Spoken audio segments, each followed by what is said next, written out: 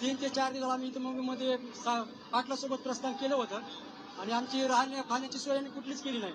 तर आम्ही उघड्यावर रस्त्यावर आमचा पिण्याचा पाण्याचा प्रश्न इथं आहे, बिकट पाणी प्यायला नाही आणि बाथरूमची सोय केलेली नाही. आम्ही राशन घेऊन आलो तर आम्हाला पाणी सोय केली नाही. यांनी पूर्णपणे हॉटेल बंद केलेली आहेत. तरी पण आमचे मराठा बांधव गावाकडून भाकरीची सोय, चिवड्याची सोय करत आहेत. त्याच्यावर आम्ही आमचा उदरनिर्वाह करत आहोत. पण आम्ही फडणवीस साहेबांना एक सांगू इच्छितो की फडणवीस साहेब, तुम्ही आता मराठ्याचा अंत बघू नका. हे मराठे गेल्या 40 वर्षापासून आरक्षण मागत आहेत. तर तुम्ही फक्त दुसऱ्याकडे बोट दाखवू नका. 50% आतूनच आरक्षण तुम्ही आम्हाला द्यायला पाहिजे.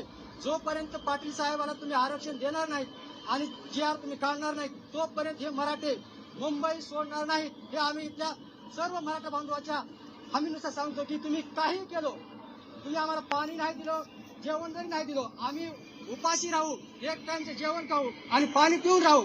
जसं आमचे पाटील साहेब